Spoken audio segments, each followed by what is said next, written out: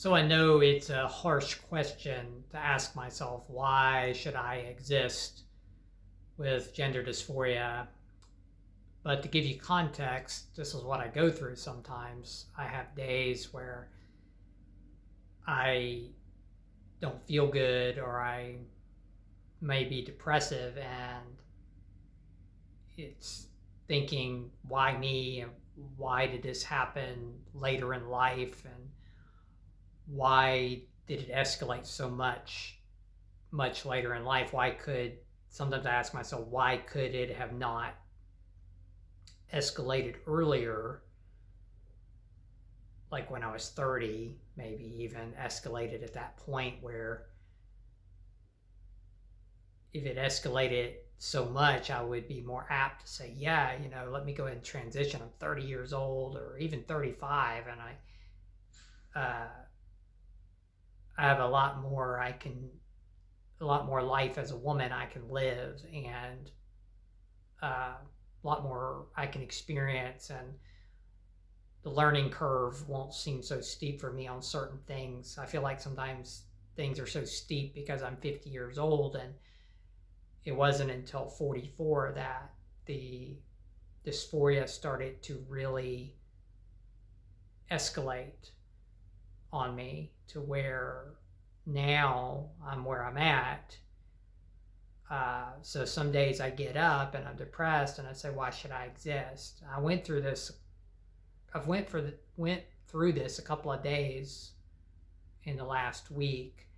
Yesterday was pretty bad, actually, and I don't go through it as much as I used to. I mean, I don't go through it every single day. There was a time period before therapy that I did, but I still can have days sometimes that can be pretty rough. And I think this is happening right now because a gap in therapy. This time of year, there's a gap time where I go. They take off for the holidays, which is, I understand, but they see so many patients there that it's made like a 4 to 5 week gap here, where usually I go every other week.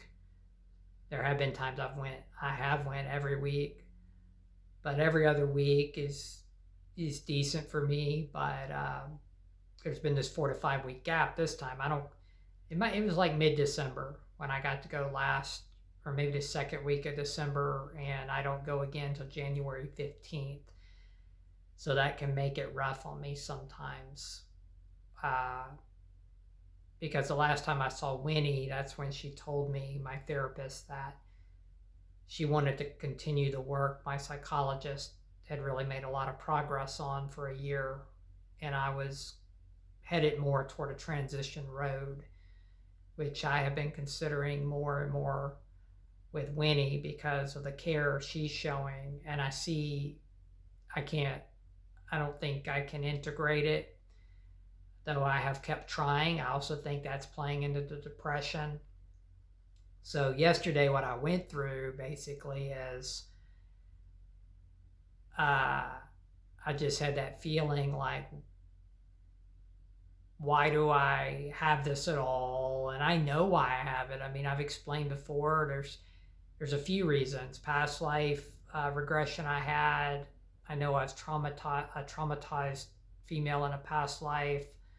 There was, I believe, SA, but there's also ancestry trauma. My mother she was raised in a foster home where there was a lot of SA. She had horrific abuse as a child. Physical, mental, emotional, SA. She became pregnant with me at 18, and I believe you absorb the trauma of the mother too in the womb. So I also look at the ancestry. Her sisters had issues. One of her sisters was raised with her, went through the same stuff. Then there was another sister she had that actually kidnapped me as a baby. She was an alcoholic because I don't think she could have kids, so she tried to steal me from my mother. There was a lot of craziness on my mom's side of the family.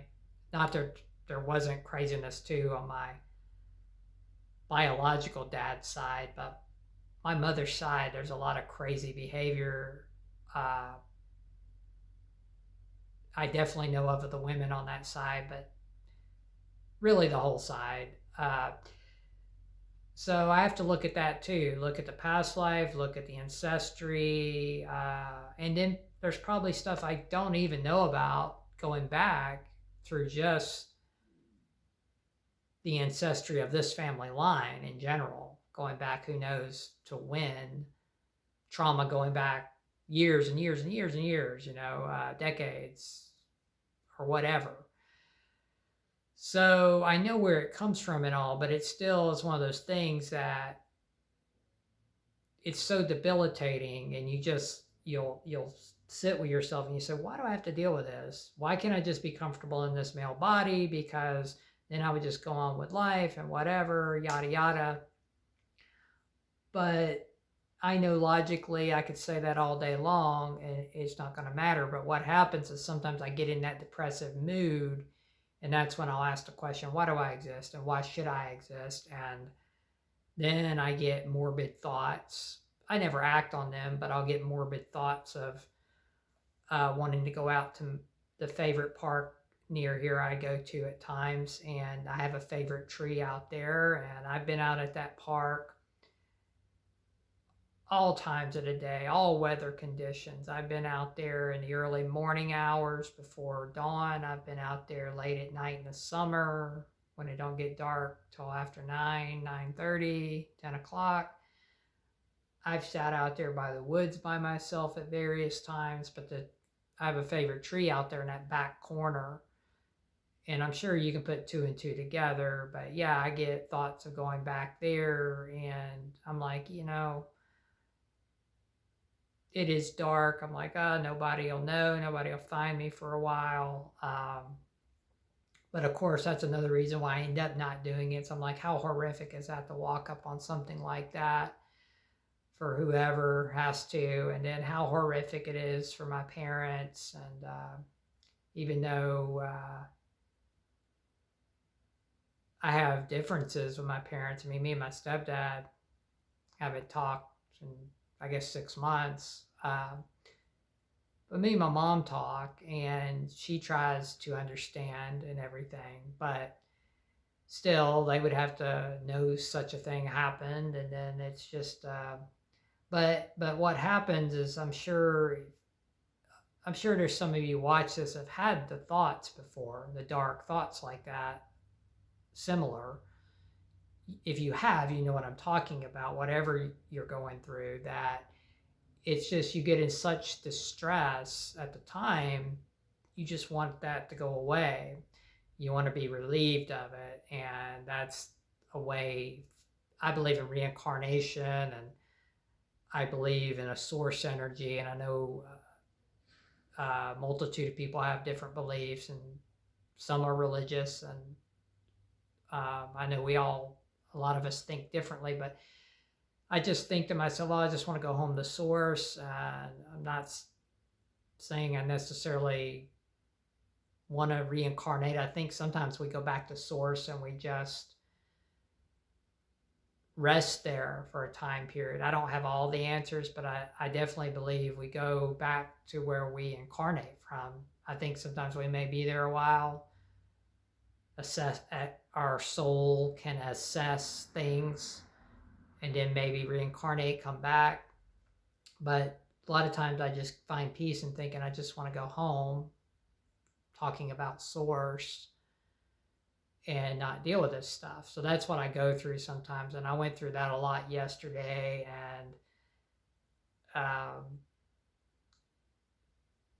And then I'll work on clearing my energy, and I'll start meditating, and I will put myself in the present moment.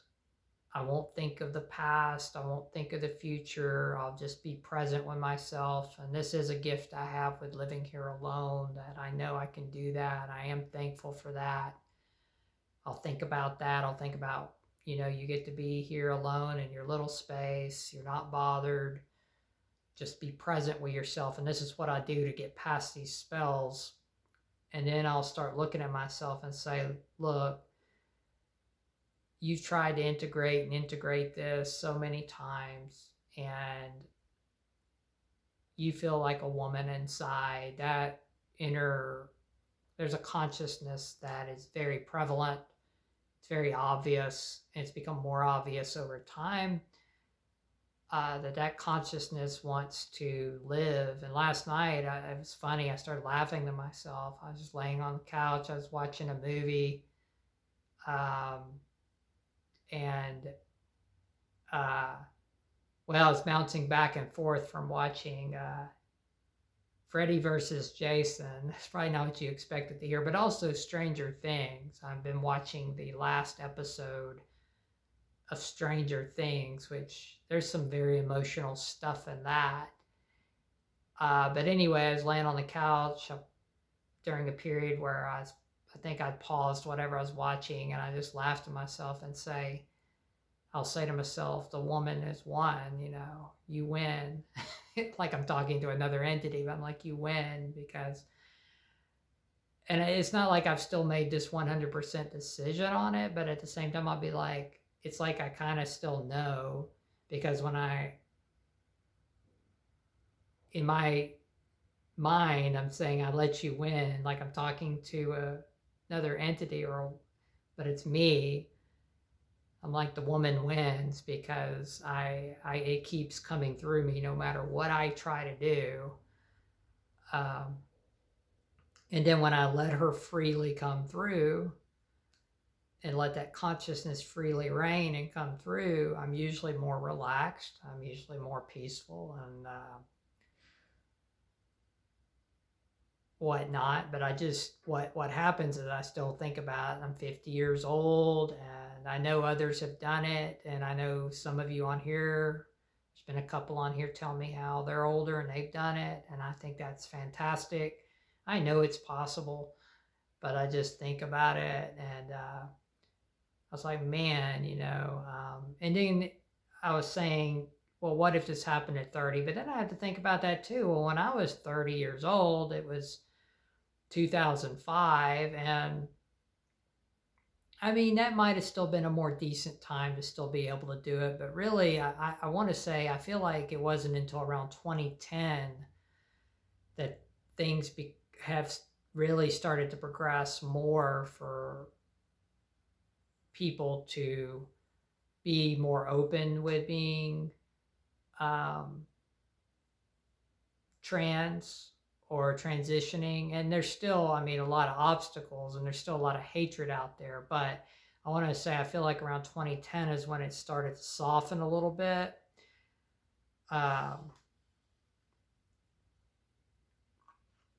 Just get some coffee as usual for me, but I feel like 2005, gosh, I could not imagine if I've had the dysphoria throughout the years, like I said, but it was just in pieces for me. And that's what's so frustrating. It was so repressed, and it would only come out in little pieces.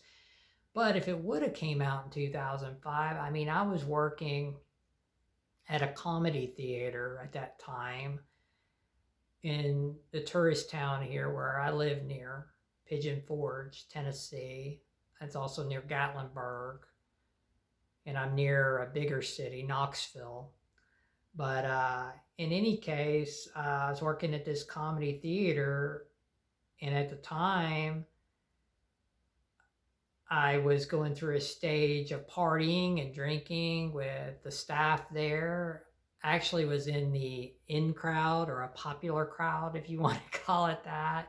And I liked that at the time, because there wasn't times in my life where there wasn't many times in my life I had been in an in crowd like that. And we would do crazy stuff and party and have these cabin parties and house parties, and did stuff that really could have got us in a lot of trouble too, and drinking and driving and all kinds of stuff. We just threw caution to the wind. But that was a point in my life where I wanted those experiences. But if I'd have just suddenly became super gender dysphoric at that time, I don't think it would have been with the people I knew and the people I was around, and there was still a time period there where I had never met anybody that had ever been through that or heard much about it. I still think it had been really hard and really rougher than what I'm going through now in a lot of ways. And if I would have grew up having a high awareness of the gender dysphoria as a kid or teenager, like a really high awareness, like a lot of teens do, like if I'd had the awareness as a teen that I have now of it, that causes me such issues to want to transition, that you're talking about when I cross-dressed in 1988 at 13, man, that time period. And yeah, there were people doing it back then too, but they went through a lot of people that transitioned back then went through hell on earth, and some still do today. That's what sucks, the cruelty of the world. It's still very prevalent now, but back then in 1988, 89, see, that's the thing. I lived in Florida at that time. And it's interesting because around Orlando, where I lived in a suburb at that time when I first was cross-dressing and stuff. The suburb was called Winter Park. And a lot of things were very open-minded there. Like, I had one white friend, and I had a best friend that was Hispanic, another couple of friends that were black. I had an Asian friend. Most of us were into skateboarding. The school I went to was very diverse. There was a lot of diversity in Florida back then.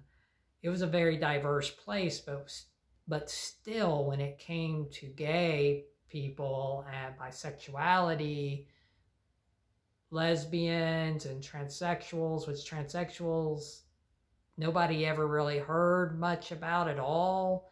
I didn't really know what the concept really was of it. And nobody really did. And from what I can remember in that time period, but I do know that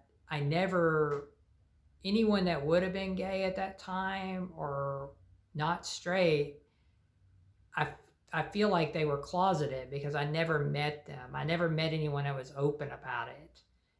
And I'm sure there were the ones that were, and there were the ones doing like me behind closed doors, but nobody talked about it because it would have been bad for a lot of people to be open about it. So that's, my stepdad was homophobic, and my mom, she wasn't as open-mouthed about it as my stepdad, but he made some of the crudest jokes ever about that sort of stuff. So of course, there's no way I was going to talk about, here I am wanting to see what it's like a little bit to look like a girl, or I'm feeling this certain way or whatever. There's no way I was going to talk about that. It would have been just terrible for me. And I also think about, what if I'd went to therapy back then? I don't know that it would have helped, because a lot of therapists back then would have tried, a lot of therapy, they were trying to change you. They would want to try to change you and not try to really help you, but try to tell you what you're doing is wrong. And I still feared that. When I went to therapy a year and a half ago here in Tennessee, I feared that. It's one of the things that kept me from therapy, because I thought, oh, I'm in this conservative state. What's the chances of me finding an open mind to listen? And I did. I was very fortunate. I just ran across the right place right off the bat, too. I ran across the right place. It's actually a more liberal place in this state. And anyway, let me get some more coffee here. So I was fortunate, but back then, I don't think it would have went so well. My parents would have reacted crazy as they did to certain things back then. And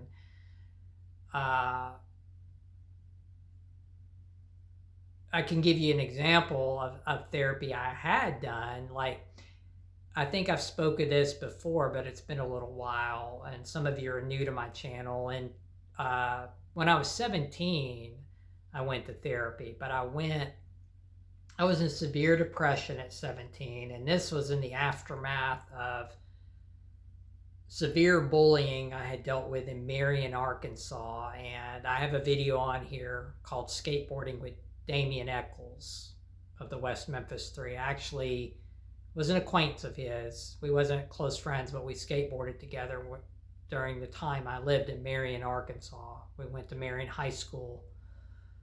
That video is on here.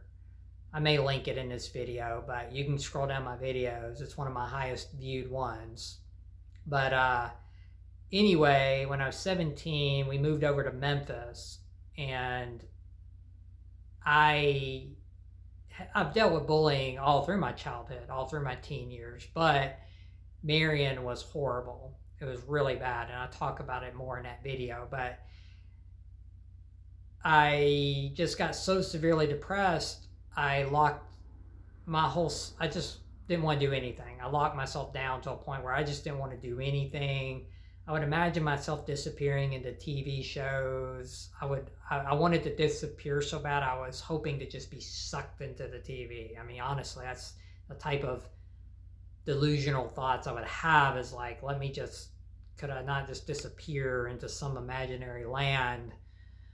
I had thoughts of unaliving back then too at that time. And plus, before we even moved to Marion, I'd had like I said, the cross-dressing and some of the dysphoric episodes. So anyway, my parents put me in a facility. And I'm saying this because I remember what happened with the therapy. And back then, this was, say, 1992, 93, going into 93 when this all happened. And the therapist, the place, they took care of us. It was like it wasn't like a psychiatric ward, but you lived there. They had staff that watched us and everything, but it was a live-in facility. And we had therapy and group sessions and things like that there. But what would happen is, no matter what we talked about, no matter what we told in group, no matter what we told our therapist there, they would turn it around on us. There was nothing ever blamed on parents that I can remember ever. They would always just say we were manipulating, or anything any of us would say in group. It was always a manipulation on our part, and it was all our faults. This is how things were. I'm not saying it was all like that back then, but this is just my experience from back in those days of how therapy was. And all these therapists acted this way. They would blame music for stuff. They would blame movies for stuff. They tried to throw religion at us. All of this garbage they would do, and they would brainwash you as best they could. And the result of that was I came out of there somewhat better in ways, but also not in others, because they just basically taught me how to repress a lot of stuff. And there was a lot of confusion. Basically, I had a lot more confusion, and I was able to function again when I came out of there, but I was never really, they also confused me in a lot of ways. And that was my experience with therapy. So I guess the point of this is, what if I had told them back then about my cross-dressing and about having feminine feelings and wanting to look like a girl and things like that back then? They would have probably also tried to change me and tried to blame it on other things and threw religion at me, because they were doing this with other things any of us talked about and blaming us for everything. It was, the parents were just never blamed for anything. They were never looked at. It didn't seem like they wanted to examine them at all. And now, of course, in today's time, we know trauma coming from upbringing causes a lot of things that we deal with in adulthood. We know trauma that we experience in childhood shapes us in a lot of ways. And that's something else too. I was talking about my gender dysphoria coming from past life trauma, but also ancestry, my mom's wounds, being in her womb, absorbing what she went through, but also the upbringing. I had no father figure that really was serious or took charge. My first stepfather was an alcoholic. He hit my mom. He was very abusive. I have a little bit of actual memory of it as a toddler, but you don't have to have memory of these things. If you were around and experienced it, you would have absorbed the trauma at the time you experienced it, whether you have the physical memories still or not. It shapes you. At the time you did experience it, that stuff was absorbed into your body, absorbed into your cells, and helped develop you at that early age. So second stepfather, he was in the military. He was largely a vacant father. Looking back on him, I can see that he was probably a depressant himself. He didn't take very good care of himself. Eventually ended up discharged from the Coast Guard because he would not take care of his physical body. And then he became more depressed when they discharged him. And we went through all kinds of stuff, like having our powers shut off, being evicted from a house. He had 2 kids from a previous marriage. There was fights with his ex-wife over his visitation rights all the time. A lot of stuff there. Plus all the bullying I dealt with in childhood, if you mix all that in too. We moved around constantly when I was a kid. We lived with other people sometimes when I was a kid. I probably went to 10 or more schools. These are just, I'm giving you like just kind of a summarized story of a lot of this stuff. But then my third stepdad, who I had, I would say I have considered my dad throughout the years because he's been there since I was 12 years old, though I say we're not talking now because there's been issues over the years with us, which I've spoke about some in previous videos too. But he come into my life and he didn't take anything seriously. Crude jokes, which can be funny. Yeah, you know, it's fun to laugh at jokes, but everything was a joke. He was a partier. Early on in that relationship, him and my mom had a lot of arguments. And they both came from a background at that time of my mom drinking a lot. There was drugs.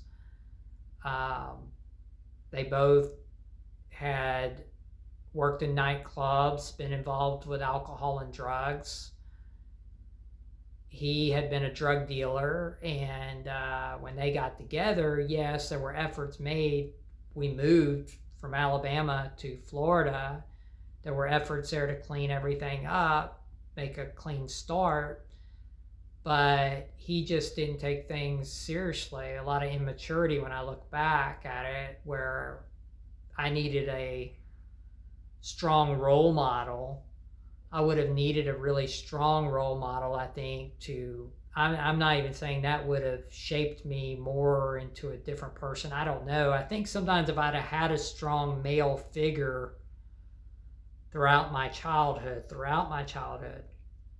that could have overcame, and it may not have. Who knows for sure? You really don't know. Could it have overcame where the gender dysphoria I experience today so strong? Would it have stayed kind of at a very minor level if I'd have had a stronger father figure, raised me in a more stable environment where I wasn't moved around so much, and had my biological dad abandon me as a child, as a baby? My biological dad left.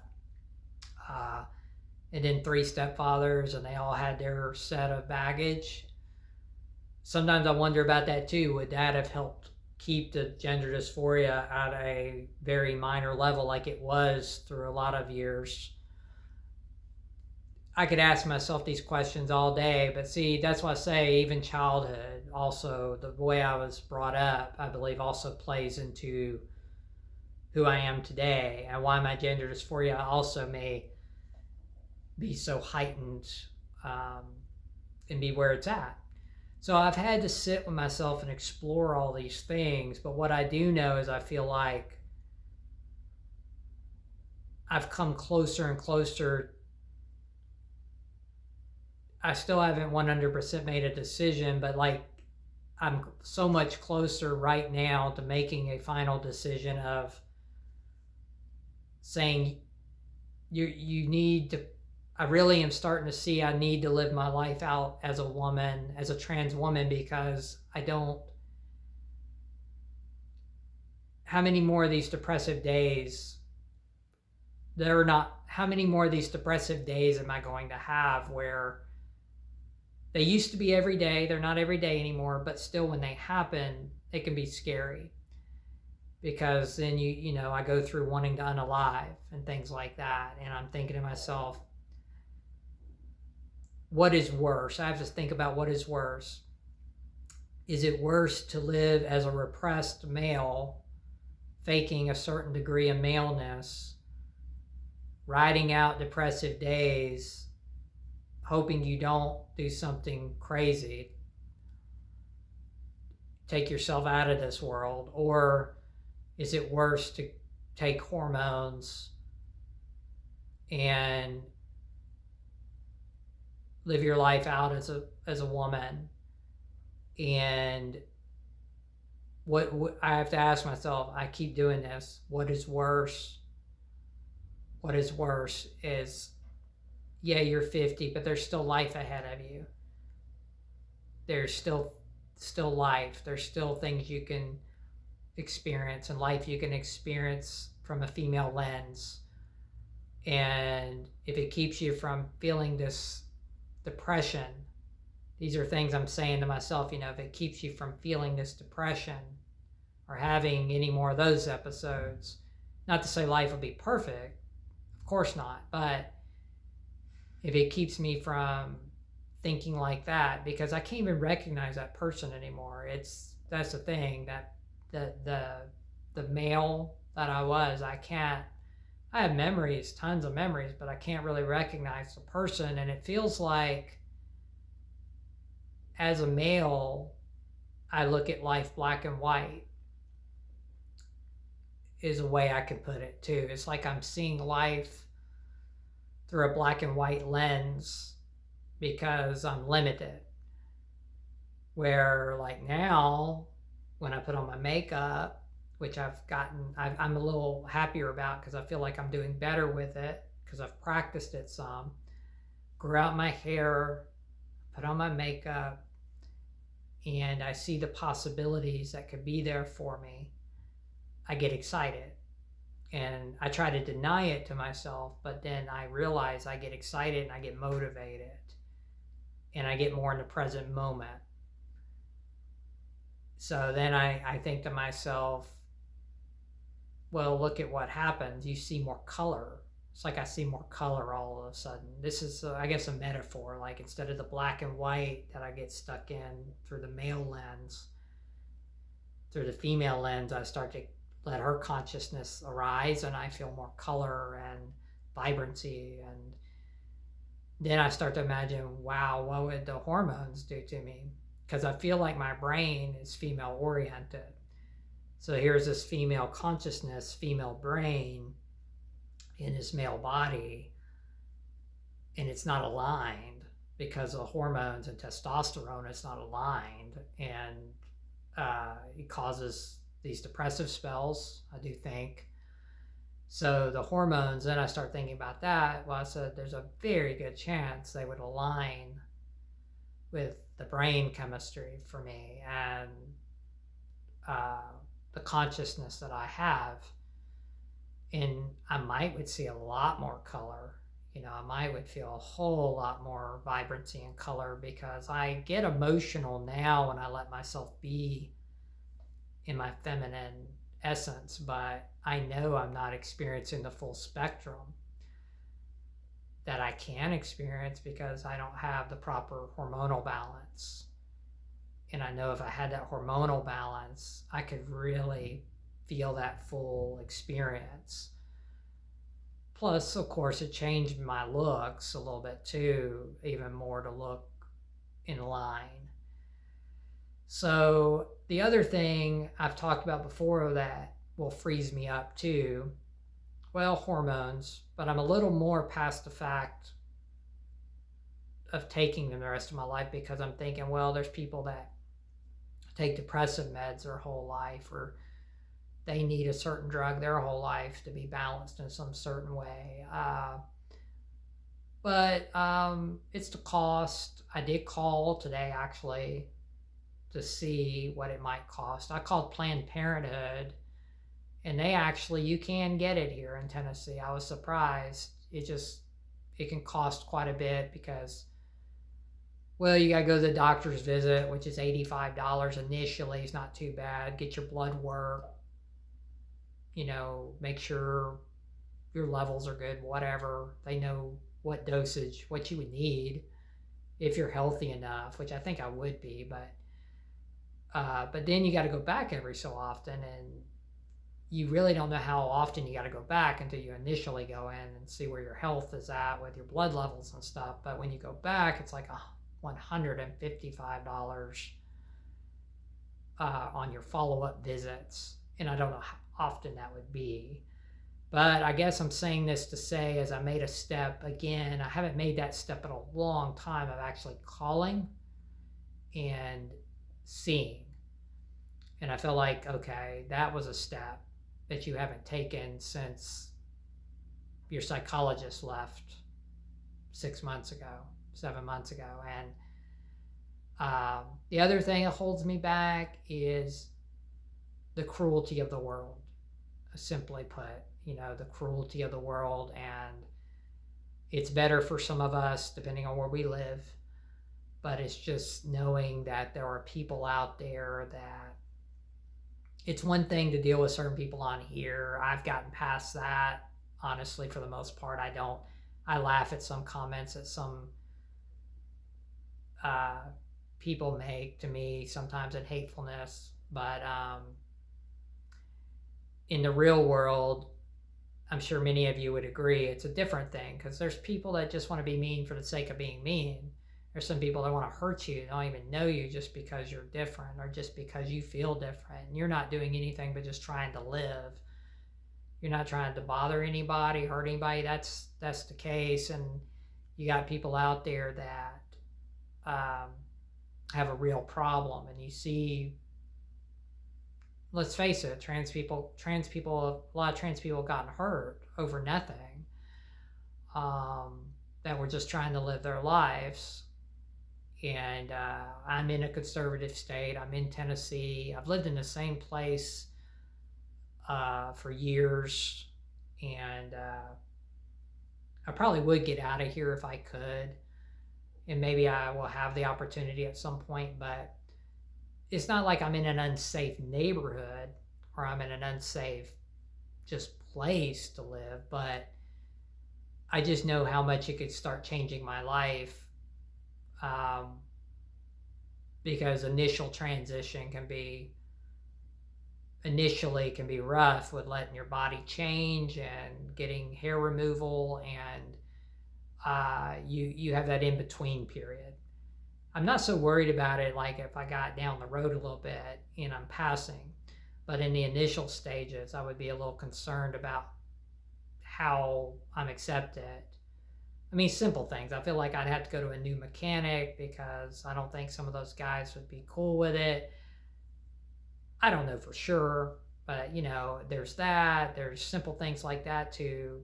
My landlord is a very nice guy. He's like a big teddy bear, but I don't know how he'd react to someone he's known for years and now is a trans woman.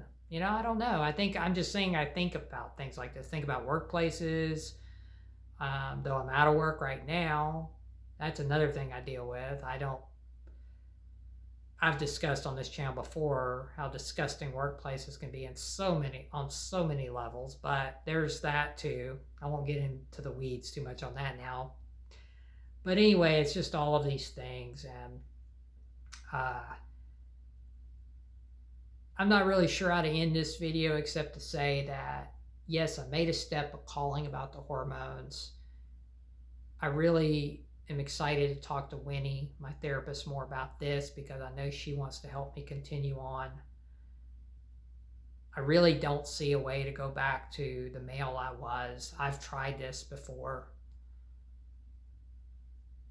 And all I can say is I think I'm just closer. I think I'm even closer to being that I looked at a way today to obtain hormones. I think I'm closer to taking this route because I see it makes me feel better. I'm seeing it overall makes me feel better. So anyway, I guess that's all I got for now, guys. And I'll talk to you later on. Bye.